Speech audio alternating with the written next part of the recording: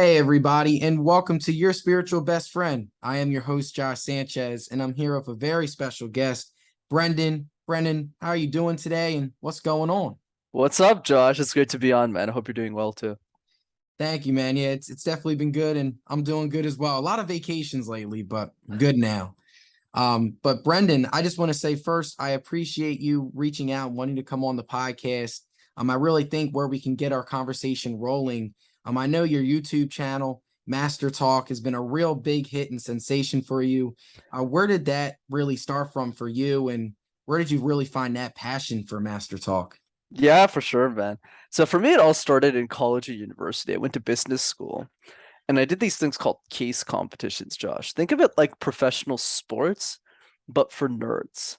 So while the guys might be playing basketball and rugby and baseball, I wasn't one of those guys. I did presentations competitively. That's how I learned how to speak. But then as I got older, I started coaching a lot of the students in the college and the universities to do better at these competitions. And that's how I learned the art of how to coach other people. So then a few years later, I had the idea for Master Talk, the YouTube channel specifically, because I realized that everything I was coaching people on wasn't really available for free online on the internet. So I just started making videos and it turned to something I never could have imagined. Wow, Brenden, and I will say it's crazy how like a small idea, like coaching others can really just inspire you to do so much more. It's just crazy how fast and how weird the universe works sometimes. But my first question, just continuing off of that, because I know your YouTube channel really focuses on a lot on like communication. Have you ever had blocks where like or challenges in your own communication when you were younger? Oh, absolutely, a ton of them. I mean, let's laundry list all of them. So let's start the first one. So I was born and raised in a city called Montreal, Josh. And for those who don't know, I mean, Montreal is a city where you need to know how to speak French. And I didn't really know the language. So my whole life, not only did I struggle with communication, I was presenting in a language I didn't even know. So when I was in my first or second grade classrooms, I would look at the crowd and go, bonjour. And that was my life growing up as a kid. So I wasn't that great at it. That's the first piece. The second piece was really in regards to how we communicate ideas. So after I struggled so much, the other piece was really the physical disability. So I had a surgery when I was younger, and I still have that crooked left arm today. And that was something I really struggled with. So when I was a kid, I had a cast on, and I was trying to make friends, and nobody knew how to speak my language. And I had this big weird cast, not like a regular cast, like a weird cast that was all over my body. And that was the second piece. And the third piece is you would think that a communication expert studied in comms. I have a bachelor's degree in accounting, so there you go. Yeah, it's definitely very just like interesting to see. Like, so like you got your accounting degree. Like, tell me a little bit of that process a little bit. Like, what led you to get your own like accounting degree? Yeah, man. So when you're 12 years old, you know, depending on what school system you're in, you have this thing called a yearbook. Usually people do it at the end of high school. I had one at the end of elementary school. And obviously, as you know, one of the questions in the yearbook is what do you want to be when you grow up? So some people go, I want to be a doctor, I want to be an astronaut, I want to be a movie actor. That's what normal 12-year-old kids answer. You know what I answered? I answered accountant. And the reason I answered accountant is because I was very pragmatic, even as a kid. When the career counselor said, you got to figure out what you want to do in life, I took that really seriously because my parents were factory workers. So I really wanted to be successful. So I went online, I looked at all the careers, and it was really easy to choose accountant. I'll tell you why, Josh. Because I was terrible at everything else in school except for math. And I picked a math related career. And I never changed my mind until I realized what other career opportunities were available to me in my 20s. Yeah, I know you mentioned and power to you, for because you really took that question seriously, and that just shows you again, like maybe because for a lot of kids, it's just like like I want to be an astronaut and stuff like you said, but for you to be an accountant, you really took that question seriously. For you, towards the end of your last answer, you mentioned how like you started to realize the career opportunities in your 20s. Like when was that like realization moment for you? Like accounting's not really it, but MasterTalk is and doing like coaching and stuff like that too. That's more your avenue. Where was that real realization moment for you? Yeah, absolutely, Josh. Happy to go through that. So I get to business school at 19 years old. I got this big suit on, that I wore at prom because my parents couldn't afford anything better, and I knew nobody in the business world. So I thought to get this amazing job that I wanted in accounting, I had to study really hard and get good grades. And that shattered when I started going to networking cocktails, which is common in business school. You basically go meet and schmooze people, you charm people. So I went to this event in my bulky suit, my crooked left arm, and I barely knew how to speak English at this point, I guess. And I'm going to these events, super nervous, sweating, and I'm asking these students who are 3 years older than me, who had internships and job offers at these companies like Deloitte and PricewaterhouseCoopers and Ernst & Young. These are like the big accounting firms. So I'm asking them, how did you get a job? And they all said the answer I wasn't expecting. Only one of them said grades, but literally everyone else said case competitions. And I'm looking at them, I'm like, what the hell is that? And then they go on to explain that it's kind of like a draft for a sports team, like the NBA or something, but for business school. So a lot of these executives at these big companies at IBM and stuff, they come and they watch how students present. They go, I want to give Josh a job. I want to give Brenden a job. I want to give Julie a job.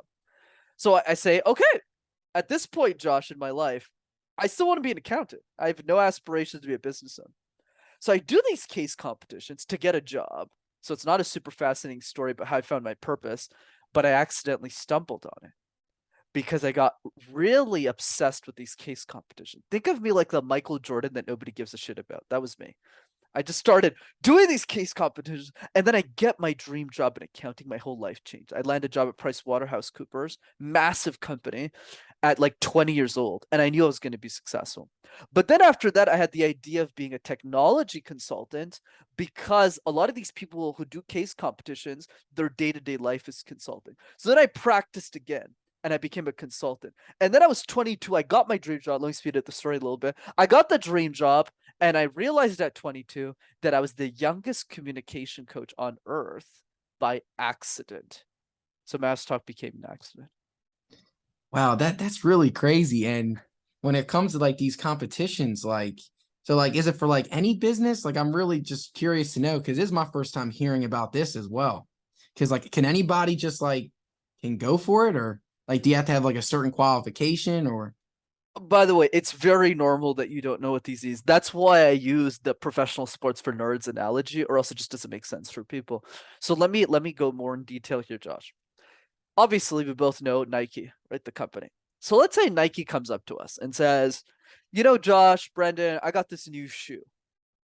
And I'm debating whether or not I should promote it in my Portuguese stores, like in Portugal, or I should do it in Italy. Which store should I pick and why?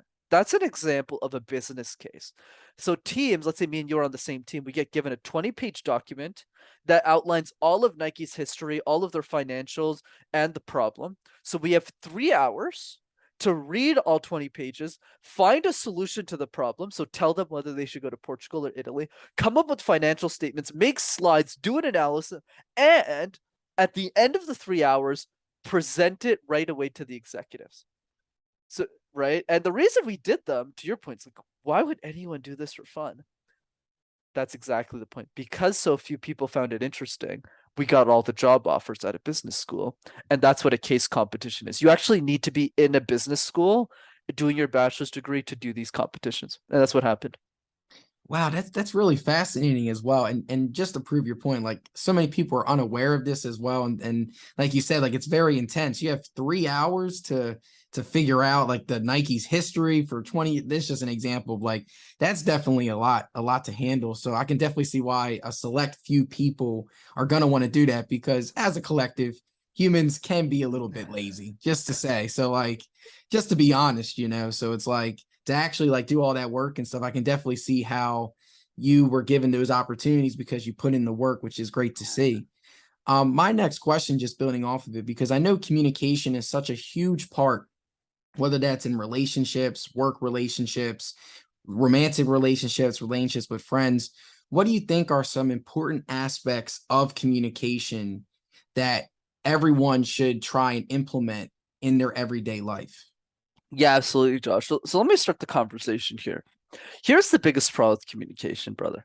The biggest problem is a lot of us think of it like a chore. So whenever we think of communication, it's like, oh my God, I have to give this presentation. kind of like doing the dishes, and no one really wants to get better at that. So wherever I start the conversation on communication, it begins with a question. And the question is a lot more empowering. How would your life change if you were an exceptional communicator? Really spend the time to reflect on that question, because that's what gets us excited to even begin trying to master communication. Why? Because we dream about expensive vacations.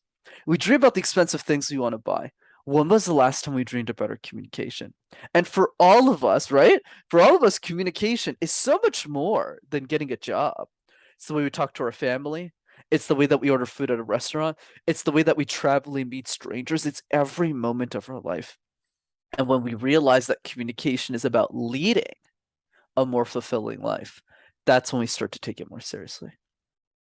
Yeah, and I just want to just build off of your previous answer. Like, what are some like certain like steps or tips that like you would recommend for us to really get started with that? Because like you said, like we don't dream about being a great communicator. That's just not stuff that's thought in our head, unlike, going to the dream vacation and going to stuff. So what is like the first steps that you would recommend or some like quick tips to help us start working on our everyday communication? Absolutely, Josh. So I call this my easy threes. What are the three easiest things that we can practice on a daily basis to make ourselves great communicators? Because at the end of the day, Josh, communication is like juggling 18 balls at the same time.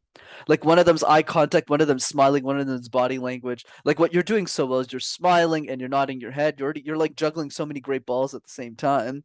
You're doing great with that. You'd be surprised how little people do that. And the way that we practice this is by mastering one ball at a time. So let's dive into all three, but I'll pause after each one so I don't monologue for 10 minutes here. So start with the first one, which is the random word exercise. Pick a word like squirrel, lights, camera, action, lightning, and create random presentations out of thin air with no preparation. Why is this exercise relevant? Because if you can make sense out of nonsense, you can make sense out of anything.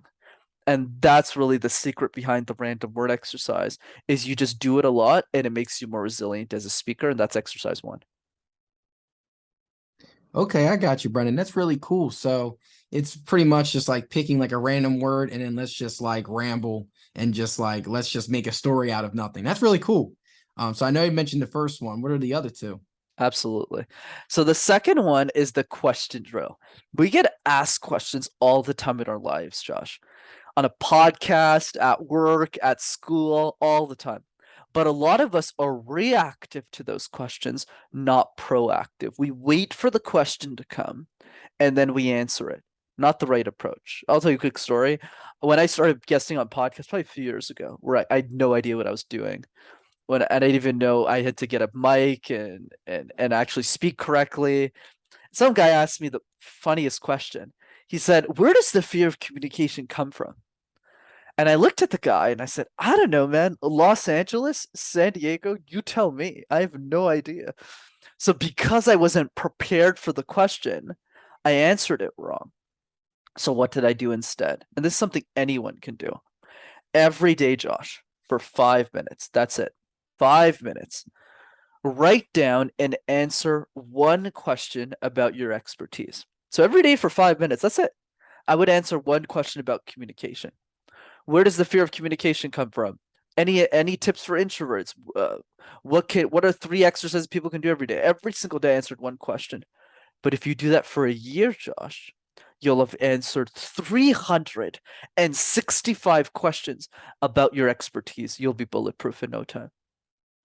Wow, that's really cool. And like you said, it's really just a simple 5 minute everyday habit that you can get yourself into. Because we all have moments and blocks throughout the day where we're just sitting and doing nothing. Like we're watching TikTok or we're on like YouTube. Like during one of those moments, just like you said, just ask yourself a quick little 5 minute question and answer to it. And like you said, that everyday habit gets built and built and built. And then here you go. Now you're able to answer a lot of questions. So I know you mentioned two so far. How about the third and final one?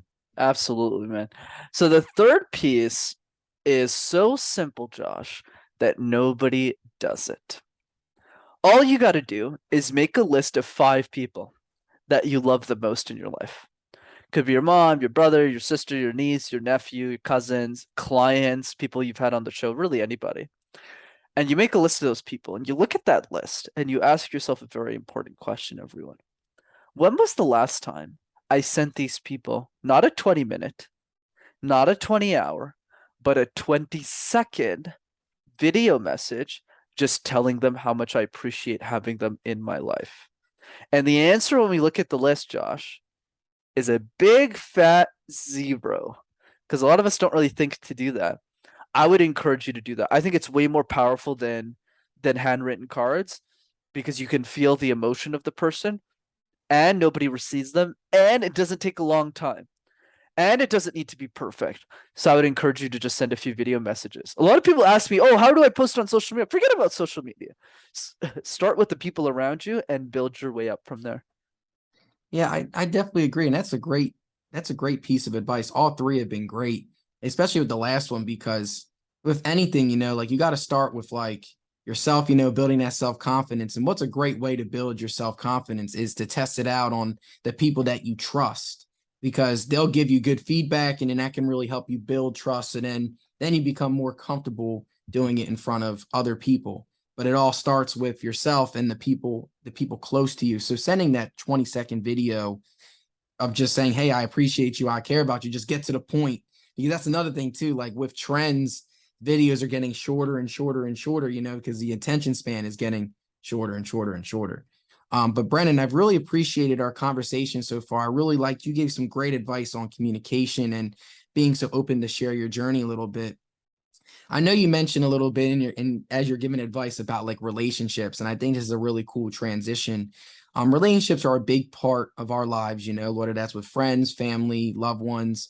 What are some qualities that you really look for in like a friendship and even like a romantic friendship? Absolutely, Josh. So there's a couple of great points we can talk about here. So let's list out a couple. I would say the first one is understanding how much leverage you actually have in the people you get to choose around you. What do I mean by this?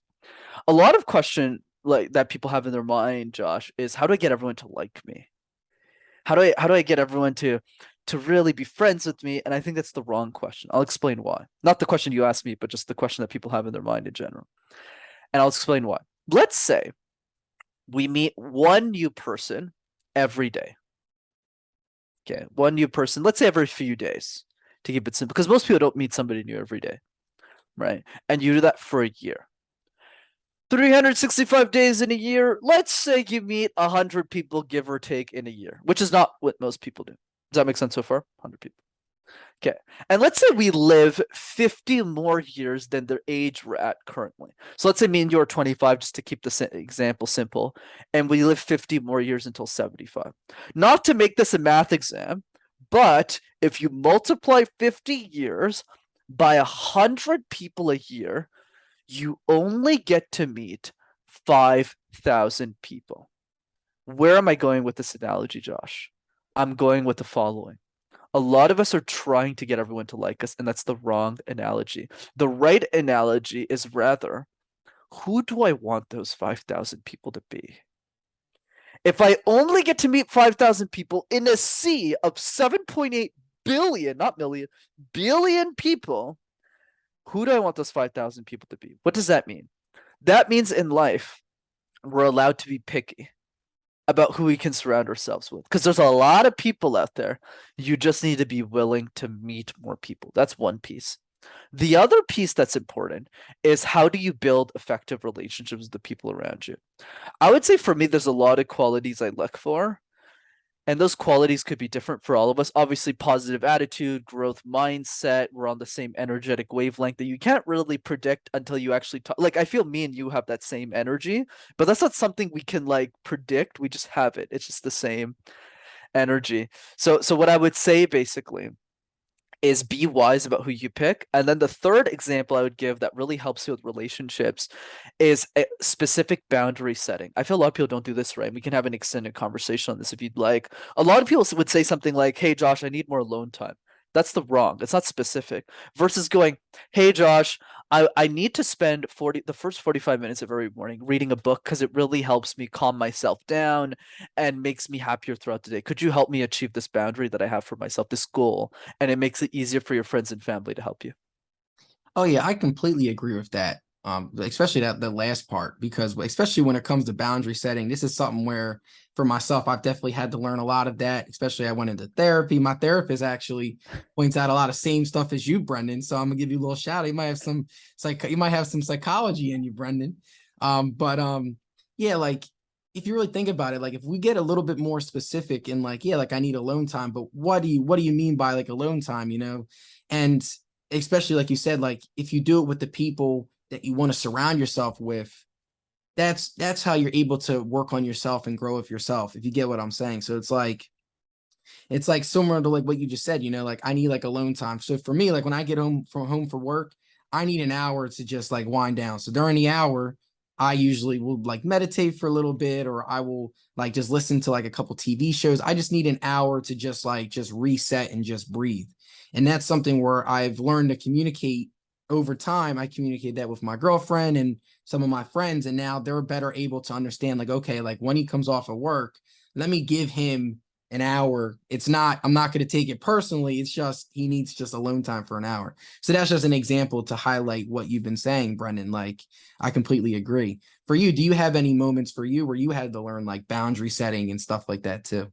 Oh yeah, I mean, I used to be terrible at this. One, because I had a very short temper that I got from my dad that I trained out over this. I still have some of that temper, but it's a lot more controlled, right, than it used to be, where I would lash out for reasons that weren't appropriate. So that's one piece, is a lot of that aggression. Now my aggression is used in the right way, but before it was used in the wrong way. That's one piece. I would say the other piece is I'm a giver like you. I always like to say yes to everything, like over and over. And if you say yes to too many things, especially the wrong things, it could really exhaust you out of your energy. Like, for example, the reason I love saying yes to these conversations because it energizes me. I'm an extrovert. I love talking to people. But for other people who might be doing too many podcasts, as an example, it might not be right for them because they're more intro. Maybe they should do 5 shows a week. So I think the key is you got to figure out who you are and then set those boundaries more effectively. Here's another piece that I'll add to boundaries that I think will add a lot of value to the people on your show. Here's what people miss about boundaries, Josh. Couple of things. One, it doesn't need to be aggressive. You don't need to start with the hard boundary. Hey, Josh, you can only talk to me for 30 minutes a week or something like super crazy. Like, so let's start something easy. Hey Josh, let's say we're buddies, we live in the same city. And I was like, hey man, I just like eating pistachios every week. Like something stupid simple. And you buy me pistachio. It's like $2. I'll be like, my God, this guy's awesome. So we can start with easy boundaries. You don't want to get into hard shit. Like start with the easy stuff. And I don't remember who I got this from. I know I didn't invent it, but it's basically if you can't argue over the small things, you can never argue over the big things in life. So you need to start with the small things. The second step is celebrating. This is a big miss where it's like if somebody respects your boundary, most people just go, well, yeah, I expected you to, versus going, hey, you respected my boundary. I really appreciate it. And then the third piece, and this is also a big miss, what's one boundary I can abide by from you? They don't reciprocate the boundary. Hey, you helped me with one boundary. You bought me pistachios, Josh. What can I do for you? Do you like dark chocolate, some other shit? I don't know. So there's no reciprocation in the boundary. Let me give you a crazy example in my personal life.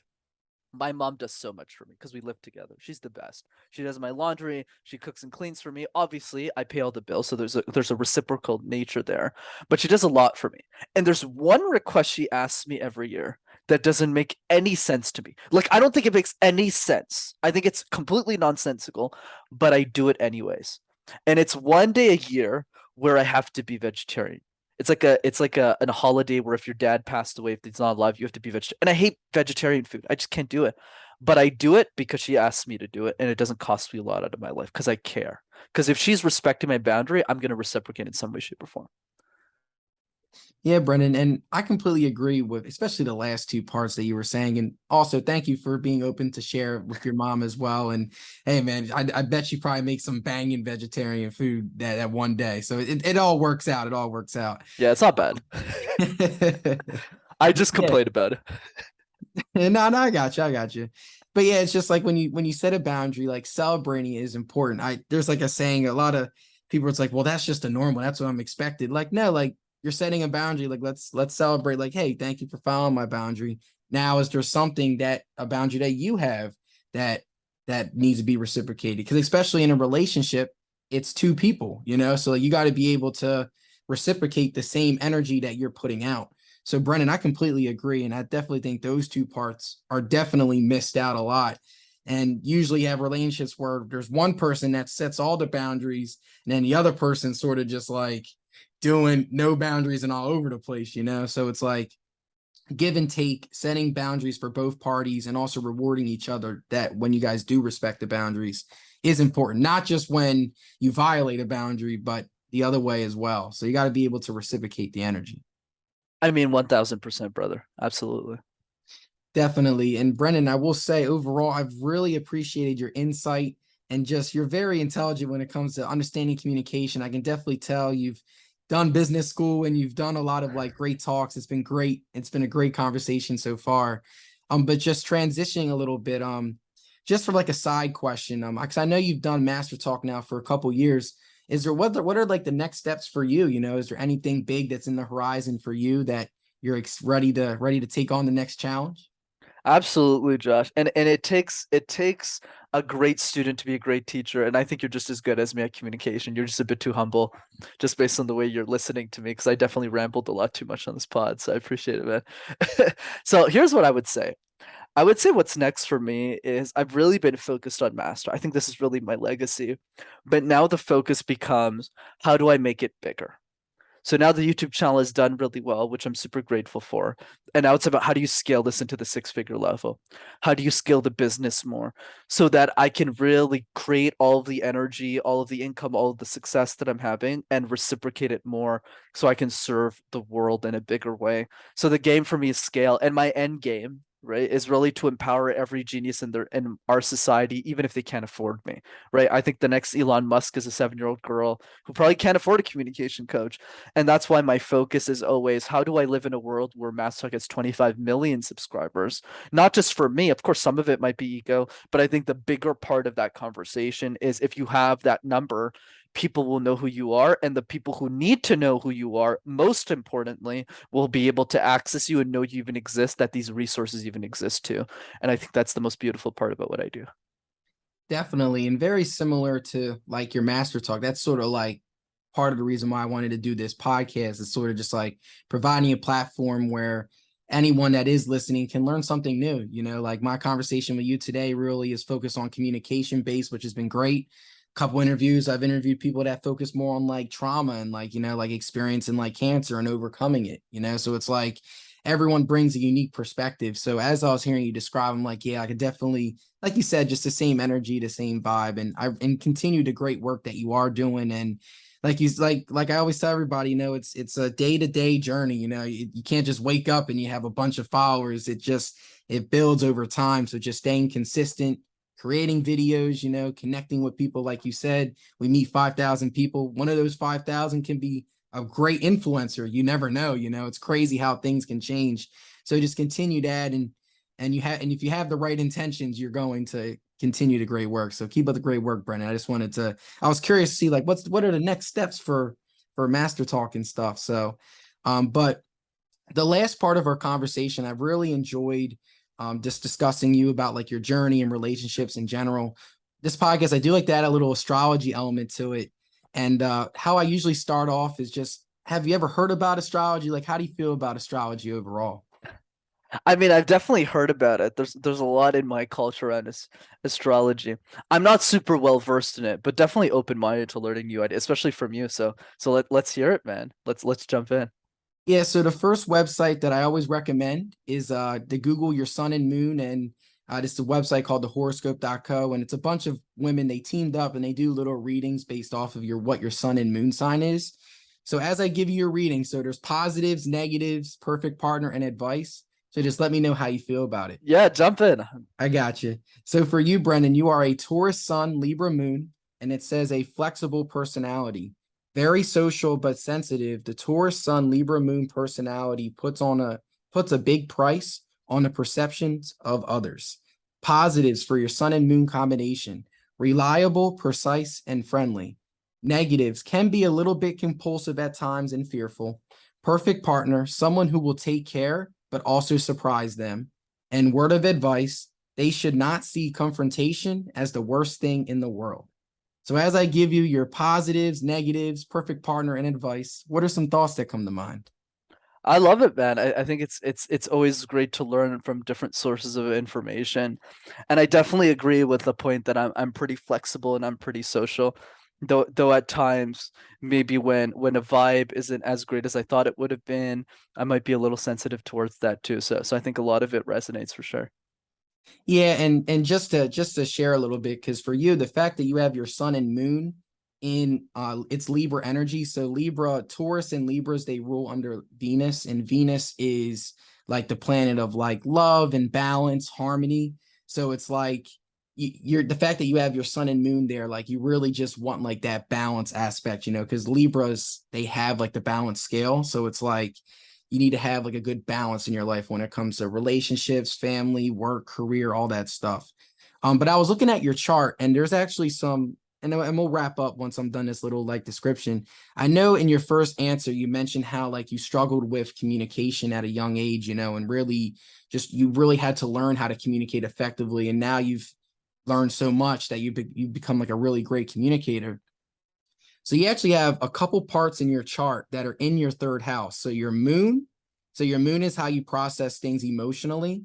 Your north node, so your north node is, so you have two nodes. So your south node is mistakes that your past lifetime made, and your north node is what you're supposed to learn in this lifetime that your past lifetimes did not. And then also your Chiron. So Chiron is the wounded healer. So we all have like core wounds about ourselves that we need to learn to overcome. It's just challenges that we're going to face. So Hmm. you have all three of these energies in your third house. And guess what your third house is? Your third house is the planet or the house of communication. So it's all about how you handle communication, intellect, like daily routines, short-term routines. So as I was looking at your chart and as I was hearing you describe like your journey, I can definitely see how Chiron, your north node, and your emotion, like your moon, your emotions are all into this aspect of communicating. And with that presented a lot of challenges. But for you, like with challenges, once you're able to embrace them, then you're able to grow and evolve as a new person, because we all have challenges in our chart. Like for me, my stuff's all about like community and friends. That's a whole other topic, but just to share, like that was something that I wanted to highlight in your chart, and just let me know how you feel about it when it comes to like those like wounds and all those energies being in that house for you, for in like the house of communication pretty much, and intellect, and how you present yourself to people a little bit away. Oh, it's all about communication. So how do I you feel love about it. I love that, man. I think it's really interesting that all of them are in the house of communication. I mean, it definitely centers around, the theme of who I am and what I do. And especially with all of them in that third house, it really gets me thinking about, like, I do think about every little nuance of communication, like everything, down to like the way we're talking right now, to the way that I talk to my mom after, to the way that I just have conversations in general. So I think it's really cool, man. Yeah, and just to wrap up all of the like astrology talk, so I always like to bring up a little challenge and then a positive. So for you, um, this is usually good. Like a lot of like celebrities and people that become well known end up having their sun sign in the 10th house. So the 10th house is all about like career and like pretty much like your life purpose, pretty much. And people that have the sun in the 10th house, you really have a motivation, like, and you described in your last like answer, to really bring up change and to provide a platform where anyone can access your content. So that way you can, part of it, is a little bit for ego, but it's really like to help like the common good and to put yourself out there. And that's where the sun in the 10th house comes in, where it's like, because you're a Taurus. So Tauruses are very grounded, loving, kind. So it's like with that in your 10th house, that energy in your 10th house, that's definitely explains why, like, not only do you want to be a little bit well known doing this, but also like providing like a service where, or providing a platform where people can access the information and learn stuff. So how do you feel about that a little bit too? So that's a really good, big positive. So I checked out your chart and I did a little reading on it, and it said people that have the sun in the 10th house, they usually end up becoming very successful and well known. So it seems like you're on the right path. Hey man, if you're saying I'm on the right path, I probably am. Since you're the astrology master, so I'll take it, man. I'll take it. Of course, Brenden, I really appreciate our conversation. It's been great, even the astrology talk at the end. It's been a really great conversation. Where can everybody check out your work and all that fun stuff? Absolutely, man. It's such a pleasure to be on. So thanks for having me, and thanks for taking the time and the effort to do that for me as well. I really appreciate it, man. So yeah, two ways to keep in touch. The first one is the YouTube channel. Just go to MasterTalk in one word, and you'll have access to hundreds of free videos on how to communicate ideas effectively. And number two is attend my free training. I do a free training on Zoom every 3 weeks on communication. It's super fun. It's live. It's interactive. It's not some boring webinar. And I facilitate the call. So if you want to attend that, it's rockstarcommunicator.com. Cool. And I'll make sure to put all the links in the show description, Brenden, so that way you guys can check out all Brendan's work, his YouTube channel, and all that fun stuff. Well, Brenden, I will say it's been an honor, and please stay safe over there in Toronto and keep up the great work with MasterTalk. Absolutely, Josh. Thanks so much, man. All right. And let me stop.